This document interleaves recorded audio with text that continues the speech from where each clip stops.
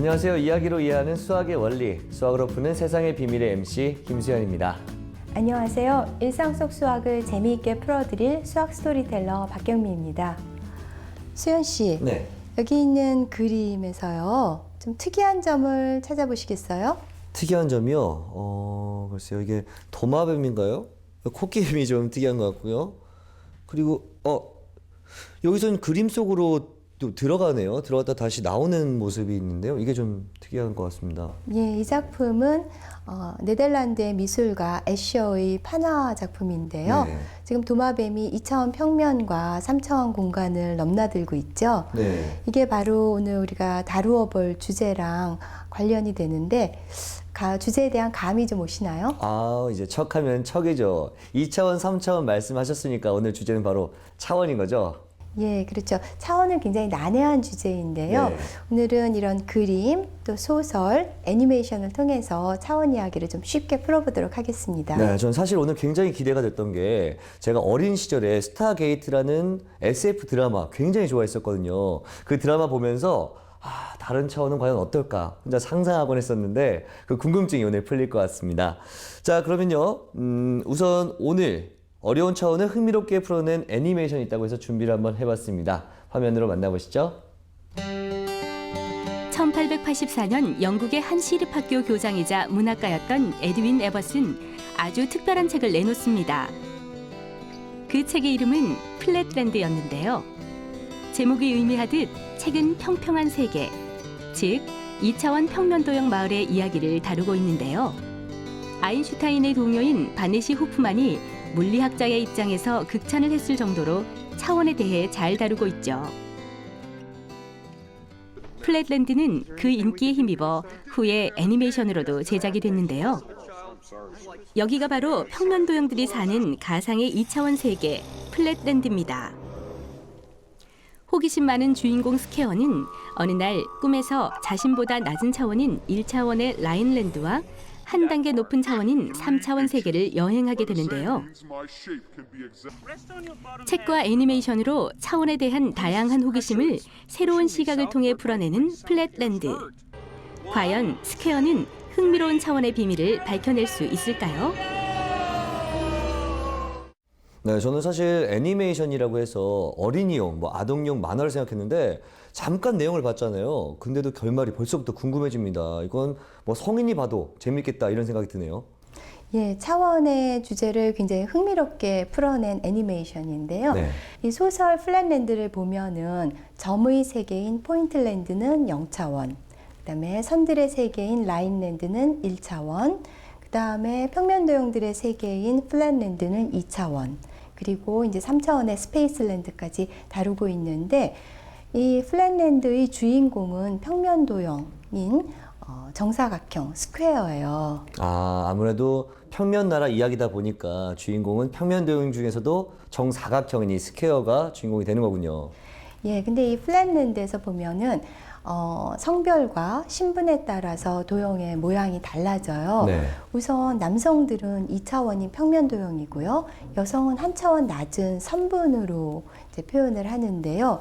이제 선분은 양쪽 끝이 날카로우니까 부딪힐 경우에 다치기가 쉽죠. 그래서 네. 여성들의 행동 지침을 또 법으로 정해놓기도 했어요. 네, 남성은 평면도형이고 여성들은 한 차원 낮은 이 선분을 표현했다. 그럼 이것 때문에 아무래도 반발의 목소리가 좀 있지 않았을까 하는 생각이 드는데요. 예, 이 저자인 에드원 에봇 자체는 굉장히 양성평등의 의식이 강했는데 네. 당시 이게 집필될 때 그게 이제 빅토리아 여왕 시대인데 굉장히 그 성차별적인 이데올로기가 만연해 있었고 그것을 반영해서 그렇게 한 차원 낮은 선분으로 표현했다고 해요. 그런데 남성도 힘들기는 마찬가지인 게 신분에 따라서 모양이 달라지거든요. 네. 그래서 일단 하층민은 이등변삼각형이고요. 그다음에 중간계층은 정삼각형, 그다음에 전문직은 정사각형과 정오각형, 그다음에 귀족들은 정육각형, 정칠각형 이런 식으로 그 계급이 높아질수록 더 변의 개수가 늘어나고요. 네. 그다음에 성직자는 원으로 표현을 했어요. 이게 정다각형에서 변의 개수가 많아지면 이제 원이 되잖아요. 그렇죠. 그러니까 성직자는 귀족 계급에서도 가장 꼭대기에 있다는 설정인데요. 네. 당시의 성직자들이 좀 과도한 특권을 누리고 있다 이런 생각 때문에 원으로 이제 살짝 비틀어서 표현을 한 거죠. 네, 그렇군요. 그럼 아까 주인공은 정사각형이라고 말씀을 하셨잖아요. 그러면 전문 직종의 어떤 직업을 갖고 있었겠네요. 예, 맞습니다. 이 스퀘어는 웬트브리지 대학에 이제 근무하는 그런 전문직 종사자인데요. 네. 이 웬트브리지라는 학교명이 또 아주 재미있는 그 패러디를 담고 있어요. 네. 그러니까 수현 씨 혹시 영국에서 가장 네. 대표적인 대학 하면 어디가 떠오르세요? 글쎄요, 아무래도 옥스퍼드하고 뭐 케임브리지 뭐 그 정도가 떠오르는데요. 예, 그렇죠. 이게 이제 캠브리지를 이제 약간 위트 있게 표현을 한 건데 네. 이제 캠브리지에 보면은 CAM이 들어 있잖아요. 네. 근데 이제 영어에서 오다라는 네. 컴의 과거는 came이죠. CAME에서 이제 이를 떼고 CAM만 해서 이제 캠브리지가 만들어졌다. 그러니까 이제 컴의 반대는 이제 고우, 가다죠. 네. 고우의 과거형은 웬트. 그렇죠, 웬트죠. 그래서 웬트 브리지 이렇게 된 거죠. 또 이런 언어적 유의가 들어 있었네요. 제목만 봐도 학교 이름만 봐도 굉장히 재밌다 이런 생각이 드는데요. 예, 그 플랫랜들은 이제 차원에 대한 굉장히 치밀한 수학적인 논의도 있지만은 또 다른 두 가지 면에서 큰 의의를 갖는데요. 네. 우선 첫 번째는 그 빅토리아 여왕 시대의 여러 가지 사회적인 모순과 병폐를 신랄하게 비판하는 그런 비판의 메시지고요. 그다음에 두 번째는 어떤 사고에 있어서 그 관성을 뛰어넘어라, 인식의 한계를 극복해라. 라는 그런 메시지예요. 사실 우리가 살고 있는 세상이나 차원을 벗어나서 그것을 넘어서서 사고를 하기가 어렵잖아요. 그런 그렇죠. 사고의 확장이 어렵잖아요. 네, 맞습니다. 자, 그렇다면 아까 주인공이 그 포인트랜드와 라인랜드로 여행을 떠난다 이렇게 말씀을 해주셨는데 그럼 그곳에서 이 인식의 한계를 뛰어넘는 그런 깨달음을 얻게 되는 건가요? 예, 이 스퀘어가 이제 0차원인 포인트랜드랑 1차원인 라인랜드를 가는데 네. 거기에 가서 너희들이 속한 차원보다 이제 더 높은 차원이 있다. 나는 2차원에서 왔다. 네. 그리고 이제 2차원의 세계에 대해서 열심히 설명을 해주지만 그 0차원과 1차원에서는 2차원의 세계를 그릴 수가 없어요. 네. 근데 이번에는 반대로 이 플랫랜드에 3차원으로부터 구가 방문을 해요. 네. 그러니까 스피어가 와서 이제 3차원의 세계, 니네는 가로 세로만 있지만 우리는 높이까지 있는 3차원이다라고 스퀘어한테 이야기를 해주지만 이해를 하지 못해요. 네. 그래서 구가 어떻게 하냐 하면은 이 플랫랜드를 쭉 관통하면서 지나가는 거예요. 그러면 플랫랜드 입장에서는 어떻게 보일 거냐 하면은 구를 보지는 못하는 거고요. 갑자기 이제 점이 나타났다가 점점 점이 커져서 큰 원이 됐다가 그 원이 다시 사라져서 이제 점으로 변하는 이제 그런 모습을 보게 되겠죠. 그래서 그거를 보면서 3차원의 구가 어떤 모양일지를 이제 연상을 해야 되는데 이제 스퀘어가 어렴풋이 3차원의 세계에 대해서 이해를 하게 되죠. 네, 그렇군요. 굉장히 저는 말씀을 드리면서 같이 상상을 해봤는데 제가 그 입장이면 왜 이해를 못할까 이런 생각이 들기도 하네요. 네, 이렇게 소설 플랫랜드에 대해서 자세하게 살펴봤는데요. 이제 차원의 문제로 조금 돌아가 볼까요? 수학에서 차원을 어떻게 정의하고 있나요? 차원이라는 것은 이제 공간에서 그 위치를 나타내기 위해서 몇 개의 좌표가 필요한가 네. 이것으로서 이제 차원을 표현하죠. 아, 좌표요? 저 학창 시절에 많이 그렸어요. 뭐 X, Y 축 해서 점 찍고 많이 했었던 기억이 있네요. 그렇죠. 중고등학교 수학에 보면은 이제 X, Y 좌표 그리고 뭐 여러 가지 함수의 그래프 그리고 이런 일들 많이 하죠. 네. 우선 이제 1차원부터 알아보면은요. 선분이 지금 1차원이라고 했잖아요. 네. 그러면 수직선을 그려놓고 수직선 위에 점 P의 위치는 그냥 하나의 좌표 A라는 좌표 하나로 표현을 할 수가 있죠. 자, 이제 2차원으로 가면은 이제 가로축이 있고 그것과 직교하는 세로축을 놓죠. X축, Y축을 넣고 그 점 Q의 위치는 X좌표와 Y좌표, 즉 A, B로 표현을 할 수가 있어요. 네. 그리고 이제 여기서 이제 하나 더 3차원으로 확장을 하게 되면 이 X, Y축에 동시에 직교하는 제3의 축, Z축을 놓게 되죠. 그래서 이 3차원에서의 점 R의 위치는요. X좌표, Y좌표, Z좌표. 그래서 A, B, C로 나타내는데요. 네. 이것은 순서쌍이라고 해서 순서가 굉장히 중요해요. 만약 A, B, C의 위치가 바뀌게 되면은 다른 위치가 되기 때문에 순서가 굉장히 중요하죠. 네, 그러니까 1차원은 가로, 2차원은 가로와 세로, 또 3차원은 가로와 세로, 높이 이렇게 표현할 수 있기 때문에 좌표의 개수대로 이름을 붙인 거다 이렇게 말씀을 해주시는 거죠. 예, 맞습니다. 특히 이제 2차원하고 관련해서 재미있는 일화가 있는데요. 네. 17세기 수학자이자 철학자인 데카르트 있죠. 예. 데카르트가 굉장히 병약해서 침대에 누워서 지내는 시간이 많았대요. 그래서 어느 날 이렇게 침대에 누워 있는데 천장에서 파리가 왔다 갔다 하는 거예요. 그래서 저 파리의 위치를 어떻게 나타낼까 생각하다가 이제 좌표를 깔겠다는 그런 생각을 했다고 해요. 아, 그러니까 파리의 위치를 파악하기 위해서 좌표를 발명했다. 이런 말씀이시군요. 굉장히 유래가 재밌는 것 같은데요. 그러면 이 데카르트의 입장, 그 좌표계에 따르면 저희는 뭐 앞뒤로 그리고 좌우로 위아래로 움직일 수 있으니까 우리가 살고 있는 이 세상은 3차원이다 이렇게 표현이 되겠네요. 그렇습니다. 3차원의 예를 들기 위해서 한번 비행기의 위치를 생각해 보죠. 예. 그러니까 비행기가 어디에 있는지 위치를 알려면 위도와 경도, 즉 가로와 세로와 해당하는 위도와 경도도 알아야 되지만 네. 지상으로부터 어느 높이에 있는지도 알아야 되겠죠. 네. 그러니까 여기에 이제 세 가지 정보가 필요하겠고 3차원의 대표적인 예가 되겠습니다. 네, 그러면 생활 속에서 그 밖의 차원을 만날 수 있는 그런 예는 없을까요? 바코드도 한번 생각해 볼 수가 있는데요. 네. 우리가 이제 슈퍼마켓 가면은 그 스캔하는 바코드, 그거는 이제 1차원 바코드예요. 예. 그런데 이제 요즘에 스마트폰으로 자주 이용을 하는 QR 코드 있죠. 네, 있죠. 그 QR 코드는 2차원 바코드예요. 그러니까 가로와 세로 양쪽으로 그 정보를 담았기 때문에 좁은 공간에다가 많은 정보를 집약해 넣을 수가 있죠. 네. 그다음에 이제 3차원하고 관련해서는 3D 영화 같은 거 생각해 보시면 좋은데요. 저도 최근에 그래비티라는 그 영화를 3D로 보고 아주 그 감명을 받았는데 네. 이 3D는 3디멘션, 세 개의 차원을 구현해서 입체감을 높이는 그런 방법인 거죠. 네, 이렇게 또 경험까지 말씀을 해주시니까 차원이 더욱더 머릿속에 쏙쏙 박히는 것 같습니다. 2차원에다가 높이를 더하면 3차원이 됐듯이 3차원에 이 새로운 요소를 추가하면 4차원의 비밀을 푸는 날도 머지 않은 것 같습니다. 자, 이번에는요, 불가능한 세계를 담은 아주 특별한 영화가 있다고 해서 준비를 해봤습니다. 화면으로 만나보시죠. 2010년도에 개봉해 큰 화제를 불렀던 영화 인셉션.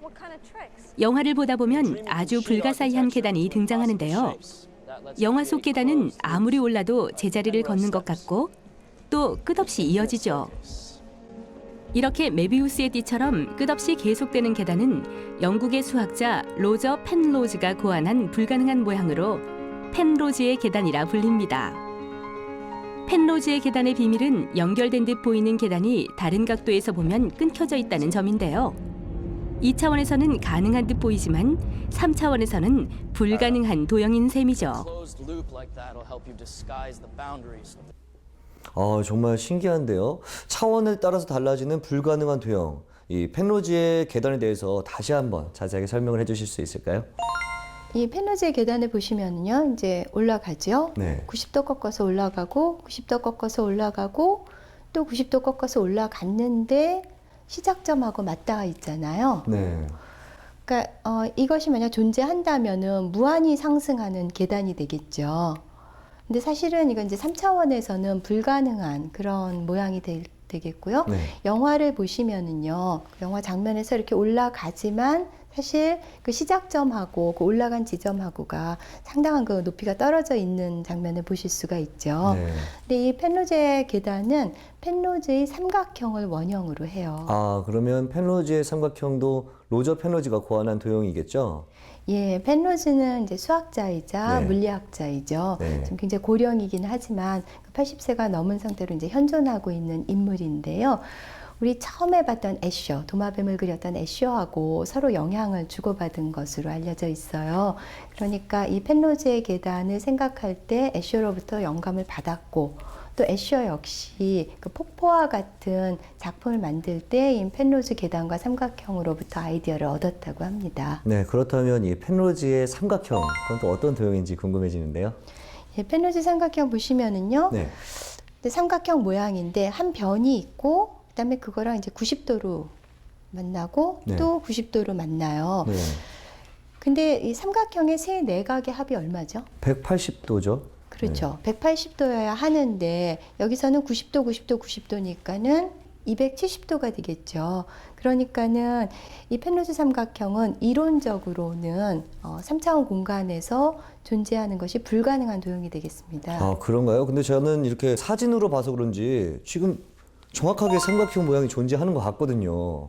어떤 방향에서 보면은 이 삼각형이 완벽하게 존재하는 것으로 보이지만은 이렇게 다른 위치에서 다른 각도에서 보면은 이 변과 변이 떨어져 있는 것을 확인하실 수가 있습니다.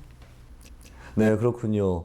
차원에 따라서 가능하기도 하고 또 불가능하기도 한 이 도형, 펜로즈의 계단과 삼각형을 통해서 많은 것을 배우는 것 같습니다. 사실 이 물체를 다양한 관점에서 바라보지 않고 그냥 스쳐 지나가는 인상만 가지고 그게 진실이다 이렇게 생각하는 분들 많잖아요.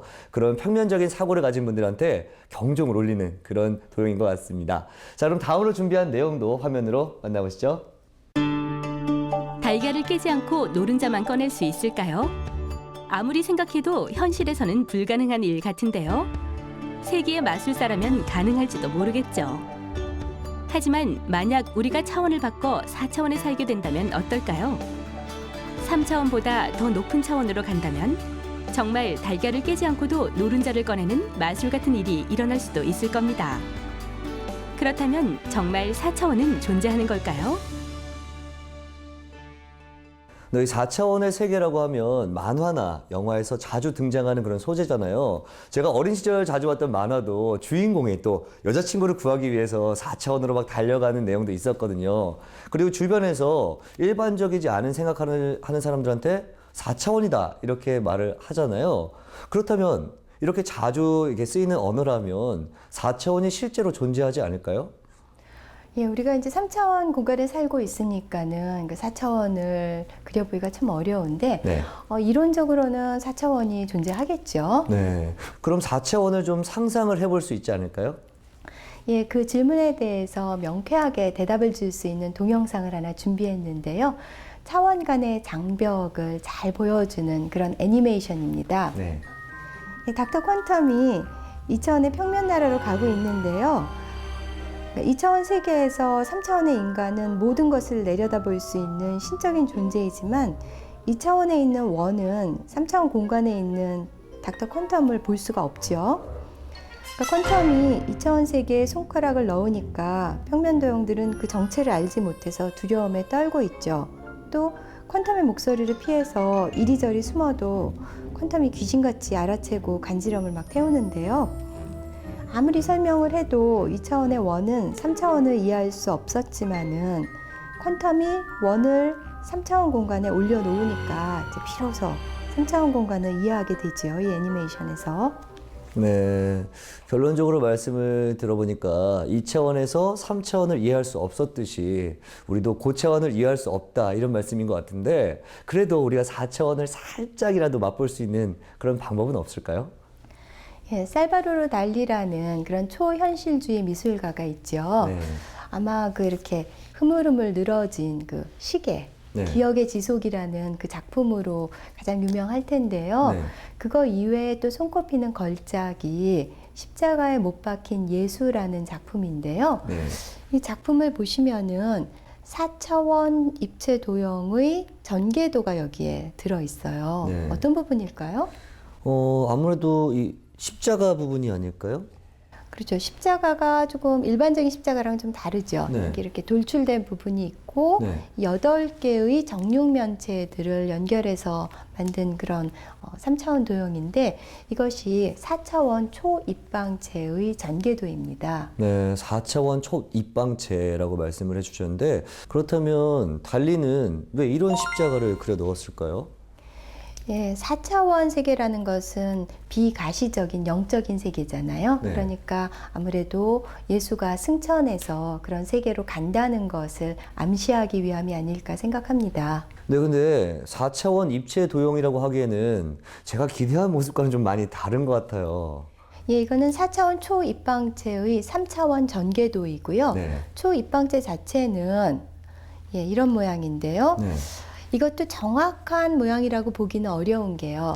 우리가 만약 예를 들어서 2차원 평면에 구나 정육면체를 표현하기 어렵죠. 네. 이제 제한적으로 나타낼 수밖에 없겠죠. 근데 우린 지금 이제 3차원 공간에 있으니까 네. 여기에 4차원 입체를 표현해야 되고, 그러니까 정확한 모습이 나오기는 어렵고 어떤 한 단면을 보여준 거라고 할 수가 있겠죠. 네, 그렇다면 일상 속에서 이런 예를 만나볼 수는 없을까요?